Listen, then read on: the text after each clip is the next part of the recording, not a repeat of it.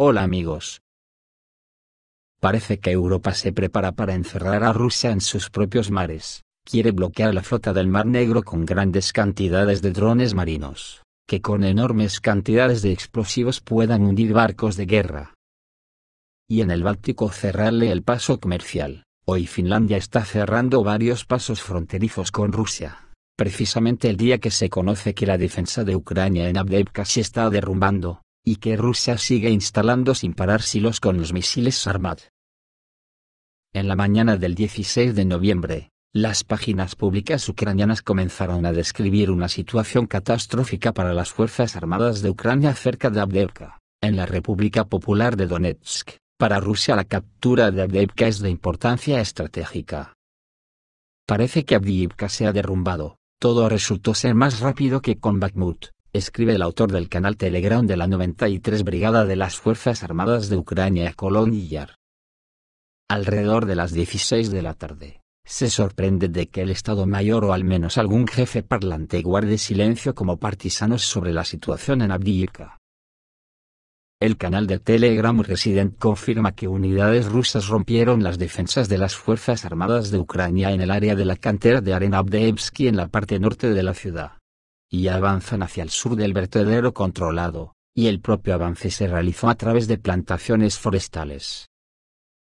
Será por esto que el gobierno finlandés anunció la decisión de cerrar varios pasos fronterizos en el sureste del país, en la frontera con Rusia, a partir del 18 de noviembre. Según la ministra del Interior, Mari Rantanen, la decisión se tomó porque, según las observaciones y la información recibida por la Guardia de Fronteras y otras autoridades, hay indicios claros de que las autoridades extranjeras desempeñaron un papel en la llegada de quienes cruzaron ilegalmente la frontera en Finlandia. Según la prensa finlandesa, el número de solicitantes de asilo que intentan entrar en Finlandia a través de la frontera rusa ha aumentado significativamente en las últimas semanas. Las autoridades rusas cambiaron su comportamiento y comenzaron a permitir que ciudadanos de terceros países entraran sin visado en la frontera finlandesa. El día anterior, la edición británica del Financial Times estalló con una publicación de que la Unión Europea había ordenado a Dinamarca que inspeccionara y bloqueara a los petroleros con petróleo ruso que pasaban por sus aguas. Otra escandalosa restricción antirrusa y grave violación de la libertad de navegación se justificó por la supuesta falta de seguro occidental en estos barcos, lo que amenaza al medio ambiente. Sin duda, la mencionada acción encaminada a estrangular económicamente a la Federación de Rusia puede considerarse una especie de nuevas afirmaciones infundadas y poco ceremoniosas, que también demuestra el fracaso de toda la política de sanciones anterior de Occidente. Sin embargo, aún no se han hecho declaraciones oficiales. El economista ruso Konstantin Binsky llamó la atención sobre lo que estaba sucediendo y el 16 de noviembre expuso sus conclusiones al respecto en su canal de Telegram. El caso es que la decisión del presidente Vladimir Putin de retirar a Rusia del Tratado de Prohibición de Ensayos Nucleares ha sacudido el orden mundial construido por Estados Unidos. Así lo afirmó el periodista estadounidense Clayton Morris en el programa Redacted News. De hecho, las medidas de Putin en estos días han sido mayores que cualquier cosa que haya hecho desde el comienzo del conflicto en Ucrania. Dio pasos realmente sorprendentes que tomaron a Occidente por sorpresa y demostraron verdaderamente que el orden mundial, liderado por Estados Unidos, se estaba derrumbando ante nuestros ojos. En primer lugar, Putin firmó una nueva ley que excluía a Rusia del Tratado de Prohibición Completa de los Ensayos Nucleares, dijo Morris. En segundo lugar, señaló, la reunión de Putin con Xi Jinping demuestra que el comercio en Medio Oriente ya se está desarrollando, desviando la atención de los países occidentales. Y el 2 de noviembre, Putin firmó una ley que revocaba la ratificación del Tratado de Prohibición Completa de los Ensayos Nucleares. Pero es que resulta que cuando el 18 de octubre la Duma estatal rusa adoptó una ley que revocaba la ratificación, Estados Unidos realizó pruebas subterráneas en un sitio de pruebas en Nevada, donde anteriormente habían probado armas nucleares, por lo que unos días después Putin firmó la retirada del tratado. Y ahora viene lo más preocupante para la OTAN. Hoy mismo, según el Ministerio de Defensa ruso, La formación de misiles Yasnensky de las Fuerzas de Misiles Estratégicos de Oremburgo está siendo reequipada con el sistema de misiles Avangard. En la zona donde se encuentra la unidad de misiles se han realizado todos los trabajos preparatorios necesarios y los misiles balísticos se cargan en lanzadores de silos mediante un mecanismo hidráulico especial. Como ya informamos en su día en El Espejo, el rearme de las fuerzas de misiles estratégicos con nuevos sistemas de misiles Sarmat, o Avangard, que se está llevando a cabo a lo largo de este año, aumentará significativamente las capacidades de las fuerzas nucleares estratégicas de Rusia, señala el Ministerio de Defensa ruso, que algunas noticias los cifran en un ritmo actualmente de 2 misiles por mes desde este verano. Según algunos informes, a finales de 2020 se habían desplegado en Rusia al menos 4 sistemas de misiles hipersónicos Avangard, y la aparición estos días de un número aún mayor de estos últimos indica que esta arma es realmente muy eficaz, y se ha empezado a fabricar en grandes cantidades, y los primeros complejos Avangard ya se desplegaron en Rusia en 2019, aunque no se sabe la cantidad exacta. Ya en agosto de 2016, Rusia estaba próxima a poner en servicio esta nueva arma ultra secreta, supervisada personalmente por el propio Vladimir Putin, y que estaba a punto de entrar en servicio. Rusia lleva desarrollando en secreto una flota de planeadores nucleares hipersónicos para reforzar su ejército, que cuenten con la tecnología suficiente para desplazarse a cualquier lugar de la Tierra en cuestión de minutos, sin tener que dispararlos desde fuera de las fronteras rusas. En círculos militares de la OTAN y de Estados Unidos cundió el pánico, un pánico más que justificado cuando el 27 de diciembre de 2019 el propio Vladimir Putin anunció que su ministro de Defensa Sergei Shoigu le confirmó que los misiles entraron en servicio a las 10 de la mañana hora de Moscú el viernes 27 de diciembre, describiendo su despliegue como un evento histórico. Vladimir Putin dijo que los misiles ponen a Rusia por delante del resto del mundo. Ni un solo país posee armas hipersónicas, y mucho menos armas hipersónicas de alcance continental. El Avangard es invulnerable a ser interceptado por cualquier medio de defensa antimisiles existente, y venidero en mucho tiempo de cualquier adversario potencial, dijo Putin en otra clara alusión a la OTAN. Moscú dijo que el Avangard es lanzado encima de un misil balístico intercontinental, pero puede hacer maniobras bruscas en el camino a su objetivo, lo que hace que sea casi imposible de interceptar. En marzo de 2018 Putin comunicó que el misil es como un meteorito y una bola de fuego. El Avangard, al que se refería Putin cuando dijo que podría penetrar en los sistemas actuales y futuros de defensa antimisiles, puede llevar un potencial nuclear de hasta 2 megatones, recordemos que eso significa 125 veces más potente que la bomba de Hiroshima. Lo que quiere decir que el nuevo misil hipersónico de Rusia podría devastar cualquier ciudad con una potencia de 2 megatones. Esto es de un dramatismo incalculable para la OTAN, no solo porque a nadie se nos escapa que la OTAN es la actual promotora de la Tercera Guerra Mundial, sino porque desde ese día, ya saben que la tienen perdida antes de empezarla. Porque posiblemente en menos de 10 minutos, todas las ciudades importantes de la OTAN podrían desaparecer al mismo tiempo.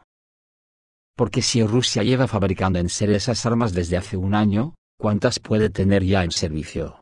Vete tú a saber. Lo que sí sabemos es que vuelan a 33.000 km por hora, o sea 27 veces la velocidad del sonido. Por eso, algunos expertos creen que las amenazas de bloquear el transporte marítimo en el Báltico y el Mar Negro son la última carta de triunfo de la OTAN contra Rusia. Sin embargo, la propia agencia Reuters publicó una refutación de todos los rumores sobre el transporte marítimo. La agencia indicó que la Unión Europea no se ha acercado a Copenhague con tal orden, y ni siquiera planea hacerlo. Al parecer, no se trató de una filtración de información privilegiada, sino de una inyección de datos no verificados para intimidar a Moscú. Y de todos modos ni Dinamarca ni otros habrían podido hacer realidad sus amenazas, aunque bloquear el mar Báltico para Rusia se ha convertido en el sueño azul de Occidente. El experto Drinsky explicó que este deseo es bastante comprensible, porque alrededor del 60% del oro negro de origen ruso, 2 millones de barriles por día, se exporta a través del mar Báltico. Al mismo tiempo, En el suministro de materias primas de hidrocarburos, la Federación de Rusia se niega categóricamente a someterse a los mecanismos ajenos al mercado, es decir, a vender petróleo según el precio máximo fijado por el Club del G7 a $60 por barril. Occidente está tratando de limitar los ingresos de Moscú por las exportaciones de petróleo, pero no está funcionando.